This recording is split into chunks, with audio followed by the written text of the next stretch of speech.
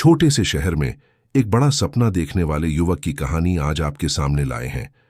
मध्यम वर्ग के एक छोटे शहर में रहने वाला युवक था। नाम था अमन, जो बचपन से ही बड़ा सपना देखता था। एक दिन बड़ा आर्किटेक्ट बनना है।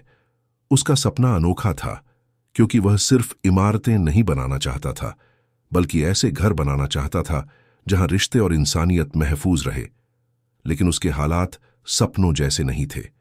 पिता की छोटी सी पान की दुकान और मां की सिलाई से ही घर चलता था। अक्सर लोग कहते, इतनी ऊंची उड़ान मत देख अमन, जमीन पर रहो। लेकिन अमन के मन में एक अटूट विश्वास था, खुद से नहीं, बाबा जी की कृपा से। दोस्तों, पूरी कहानी शुरू करने से पहले मुझे बताइए कि आप कहां से इस वीडियो को देख रहे हैं। और हां, अगर आप चाहते हैं कि आपका दिन अच्छा बीते तो कमेंट बॉक्स में राधा स्वामी जी जरूर लिखें। और हां, इस वीडियो को लाइक करके हमारे चैनल की मदद भी कर दीजिए। अब चलिए आगे बढ़ते हैं और अमन की अद्भुत यात्रा के बारे में जानते हैं। अमन की दुनिया दो हिस्सों में बंटी थी, दिन में मेहनत और रात में भजन। बिल्कुल वैसे ही जैसे किसी सिक्के के दो पहलू होते हैं, अमन का जीवन भी इन्हीं दो चीजों पर टिका था। सुबह जब चिड़ियां भी पूरी तरह से जागी नहीं होती थीं, अमन अपनी किताबें लेकर बैठ जाता था। कभी कभी उसके पिता हंसकर कहते, अरे बेटा, सूरज तो उगने दो। और अमन मुस्कुराकर जवाब देता, पापा, सूरज तो रोज उगेगा, लेकिन मेरे सपनों का सूरज अभी से मेहनत मांगता है। उसके पिता ने एक बात सिखाई थी, अगर सपना सच्चा है तो उसको रोज मेहनत और नाम से सींचना होगा।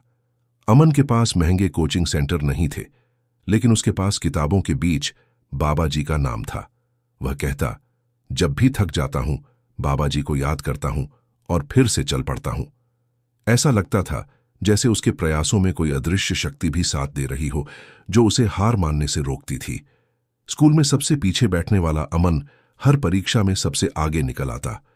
क्लास में उसका जगह हमेशा पीछे वाली बेंच पर होता था, न इसलिए कि वह शरारती था, बल्कि इसलिए कि उसकी आंखें कमजोर थीं और चश्मे के लिए पैसे नहीं थे। लेकिन अमन ने इसे भी अपने फायदे में बदल लिया था। वह कहता, पीछे बैठकर मुझे सबको पार करके आगे आना है। और सच में हर रिजल्ट में उसका नाम टॉप 3 में होता था। एक बार तो उसके मास्टर जी ने पूरे क्लास के सामने कहा था, तुम्हारी आंखें कमजोर हो सकती हैं अमन, लेकिन तुम्हारे सपनों की नजर बहुत तेज है। लेकिन लोगों की बातों ने उसका पीछा नहीं छोड़ा। कोई कहता, इतना सोचने से कुछ नहीं होता, तो कोई मजाक उड़ाता, तेरे जैसे 1000 देखे हैं। एक बार तो उसके ही चाचा ने कहा था, पान की दुकान संभाल, ये आर्किटेक्ट वार्किटेक्ट के चक्कर में मत पड़। अमन चुप रहता, पर अंदर उसकी चुप्पी में एक आग थी, और ये आग उसे हारने नहीं देती थी। इंटर के बाद उसने आर्किटेक्चर की बड़ी प्रवेश परीक्षा की तैयारी शुरू की, लेकिन फीस भरने का भी साधन नहीं था। ये उसके जीवन का सबसे कठिन समय था। जब उसके दोस्त महंगे कोचिंग सेंटर्स में दाखिला ले रहे थे, तब अमन पुराने किताबों से ही काम चला रहा था। कई रातें ऐसी गुजरीं जब उसने अपने कमरे की छत को घंटों घूरा, सोचते हुए कि क्या उसका सपना बहुत बड़ा है। एक शाम उसकी मां ने उसे रोते हुए देख लिया। बिना कुछ कहे अगले दिन सुबह मां ने अपनी बचत के गहने गिरवी रखे और पिता ने दुकान के बाहर एक नया बोर्ड टांग दिया, चाय भी मिलती है। जब अमन ने पूछा क्यों, तो पिता ने बस इतना कहा, बेटा, तुम्हारे सपने को उड़ने के लिए हमारे पंख देने ही होंगे। अमन को शर्म नहीं, गर्व था कि उसके माता पिता उसकी उड़ान के लिए जमीन सींच रहे हैं। लेकिन अंदर ही अंदर वह रोज बाबा जी से बस एक प्रार्थना करता, अगर मेरा सपना सच हो जाए तो मैं दूसरों के लिए भी सपना बन जाऊं। परीक्षा का दिन आया। कठिन पेपर, ठंडा सेंटर, भूख से कांपते हाथ, पर मन स्थिर। सुबह से ही बारिश हो रही थी और अमन को परीक्षा केंद्र तक जाने के लिए 2 बसें बदलनी पड़ी। वह भीगा हुआ था और उसके जूते कीचड़ से सने थे। परीक्षा हॉल में अन्य छात्र ब्रांडेड कपड़ों में थे, महंगे कैलकुलेटर और ड्राइंग उपकरणों के साथ। अमन के पास सिर्फ एक पुराना पेंसिल बॉक्स था, जिसमें उसके पिता ने नए पेंसिल और इरेजर रखे थे। पेपर शुरू होने से पहले अमन ने अपनी आंखें बंद कीं और बाबा जी का नाम लिया। अचानक उसे लगा जैसे हॉल का शोर कम हो गया हो और उसके अंदर एक अजीब सी शांति आ गई हो। अमन जानता था कि उसका सबसे बड़ा साथी बाबा जी हैं।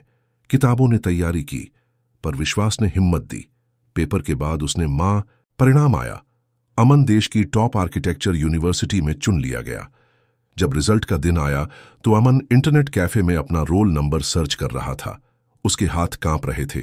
जब स्क्रीन पर उसका नाम दिखा तो पहले उसे यकीन ही नहीं हुआ। उसने 3 बार अपना रोल नंबर चेक किया और फिर भी वही नतीजा, रैंक 17 देश भर में। वो दिन पूरे मोहल्ले ने देखा। जिसने मजाक उड़ाया था अब वही ताली बजा रहा था। मोहल्ले के लोग उसके घर आए, मिठाइयां बांटी गईं। कोई कह रहा था, हमेशा से जानते थे तुम में कुछ खास है। अमन मन ही मन मुस्कुरा रहा था, सोचते हुए कि कल तक तो यही लोग उसे हवाई किले बनाने वाला कहते थे। लेकिन अमन उस दिन सबसे पहले सेवा भवन गया और बाबा जी के चरणों में झुक गया। उसने कहा, यह सिर्फ मेरी मेहनत नहीं थी, ये मेरी मां की प्रार्थना और बाबा जी की कृपा का जवाब था। कॉलेज में उसका जीवन आसान नहीं था। नए शहर, नई भाषा, महंगे प्रोजेक्ट्स और अकेलापन उसे बार बार तोड़ने आता। बड़े शहर में आकर अमन को पहली बार अपनी गरीबी का एहसास हुआ। उसके क्लासमेट्स विदेश घूम कर आए थे। उनके पास महंगे लैपटॉप और डिजाइन सॉफ्टवेयर थे। एक बार एक प्रोफेसर ने अमन से कहा था, तुम्हारे प्रोजेक्ट के लिए ये महंगे मटेरियल खरीदने होंगे। और अमन की आंखों में आंसू आ गए थे। उस रात उसने घर फोन किया और मां से कहा, मुझे वापस आना है। मां ने सिर्फ इतना कहा, बेटा बाबा जी का नाम लो और सो जाओ, कल सब ठीक हो जाएगा। और अजीब बात, अगले दिन उसके हॉस्टल के वार्डन ने उसे बुलाकर कहा कि कॉलेज में एक पार्ट टाइम जॉब खाली है, क्या वह करना चाहेगा। लेकिन अमन अब टूटना नहीं जानता था। वह हर सुबह भजन करता और खुद से एक ही वादा दोहराता, सपनों को मत टूटने देना, क्योंकि जिनमें टूटने की हिम्मत नहीं होती वही उन्हें पूरा करते हैं। कॉलेज के आखिरी वर्ष में एक बड़ा डिजाइन कंपटीशन हुआ, जिसका विजेता देश भर में प्रसिद्धि पा सकता था। ये प्रतियोगिता इतनी प्रसिद्ध थी कि बड़े बड़े आर्किटेक्ट्स भी जजिंग के लिए आते थे। अमन के प्रोफेसर ने उसे प्रतियोगिता में हिस्सा लेने के लिए प्रोत्साहित किया, लेकिन उसके दोस्तों ने मजाक उड़ाया, तुम अपने पुराने लैपटॉप और बेसिक सॉफ्टवेयर से जीतोगे? हंसी आती है। अमन ने भाग लिया, लेकिन प्रतियोगी उससे कहीं ज्यादा संसाधन और अनुभव वाले थे। कई रातें उसने बिना सोए बिताईं, अपने डिजाइन पर काम करते हुए। एक रात जब वह लगभग हार मानने वाला था, उसकी नजर अपने बैग में रखी मां की एक पुरानी साड़ी के टुकड़े पर पड़ी, जो उसे याद दिलाती थी कि वह कहां से आया है। उसने फिर वही किया जो हमेशा करता था, खुद पर भरोसा और बाबा जी से जुड़ाव। उसने अपने डिजाइन को मां के आंगन नाम दिया, एक ऐसा घर जहां दिलों की दीवारें न हों। परिणाम आया, अमन विजेता घोषित हुआ। उसके डिजाइन ने लोगों के दिल छू लिए थे। जब जज ने अमन के नाम की घोषणा की तो हॉल में सन्नाटा छा गया। किसी को विश्वास नहीं हो रहा था कि सबसे साधारण दिखने वाला छात्र विजेता हो सकता है। लेकिन जब जज ने उसके डिजाइन की तारीफ की तो सभी समझ गए कि अमन ने क्या कमाल किया था। उसने एक ऐसा घर डिजाइन किया था जो न सिर्फ आधुनिक तकनीक से बना था, बल्कि उसमें भारतीय संस्कृति की आत्मा भी थी। जज ने कहा, इस डिजाइन की खासियत है कि इसमें इमारत से ज्यादा इंसान को महत्व दिया गया है। उसे स्कॉलरशिप मिली, इंटरनेशनल ट्रेनिंग का मौका मिला और सबसे जरूरी, उसका सपना अब सिर्फ उसका नहीं रहा, वो अब सबके लिए एक प्रेरणा बन चुका था। सबसे पहले अमन ने घर फोन किया और मां को खबर सुनाई। मां की आवाज भर आई थी, मैंने कहा था ना, बाबा जी कभी हाथ नहीं छोड़ते। जब वह गांव वापस आया तो सेवा भवन में बच्चों को सिखाने लगा कि कैसे सपनों को सच्चाई में बदला जाता है। अब वह एक नामी कंपनी में काम करता था, लेकिन हर महीने एक हफ्ता वह अपने गांव में बिताता और वहां के बच्चों के साथ समय बिताता। एक दिन वही चाचा, जिन्होंने उसे पान की दुकान संभालने की सलाह दी थी, उससे पूछने आए, अब तुम्हारी कमाई कितनी है बेटा? अमन मुस्कुरा दिया और कहा, चाचा कमाई तो बहुत है, लेकिन असली कमाई तो यह है कि मेरे जैसे कई और बच्चे अब सपने देखने की हिम्मत कर रहे हैं। वह बच्चों से कहता, हर सपना जो भजन, मेहनत और सच्चाई से बंधा हो, बाबा जी उसे कभी अधूरा नहीं छोड़ते। बस टूटने मत दो, चाहे दुनिया जितनी भी कोशिश कर ले। उसकी मां अब बुजुर्ग हो चुकी थी, पर उसका चेहरा चमकता था, जैसे उसने खुद किसी मंदिर का निर्माण किया हो। अमन ने अपने पहले बड़े प्रोजेक्ट के पैसों से मां के लिए एक नया घर बनवाया था।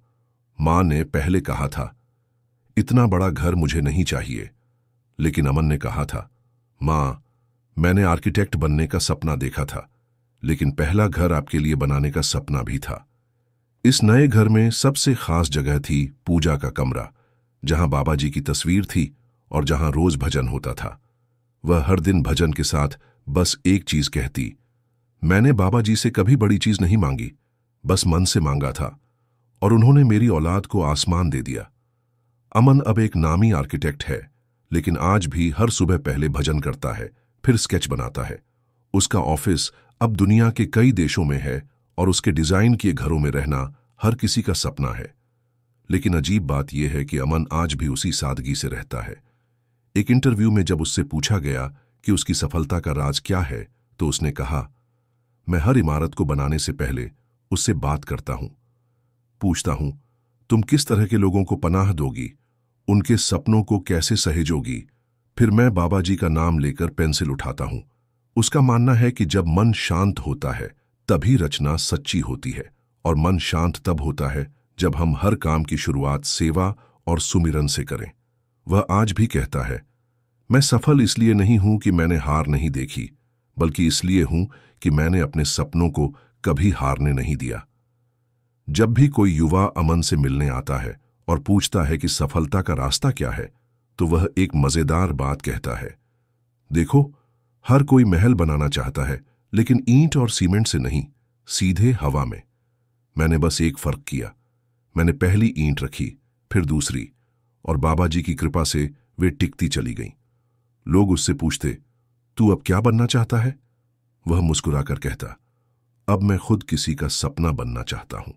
यह साखी सिखाती है कि हालात कितने भी कठिन हों, अगर सपना सच्चा हो, दिल अडिग हो और बाबा जी पर विश्वास हो, तो रास्ते खुद बनते हैं। अमन की कहानी हमें यह सिखाती है कि जीवन में सबसे बड़ी विजय हमारे बाहरी संघर्षों में नहीं, बल्कि हमारे अंदर के डर को जीतने में है। जब हम अपने सपनों से बड़ा कोई डर नहीं रखते, तो कोई ताकत हमें रोक नहीं सकती।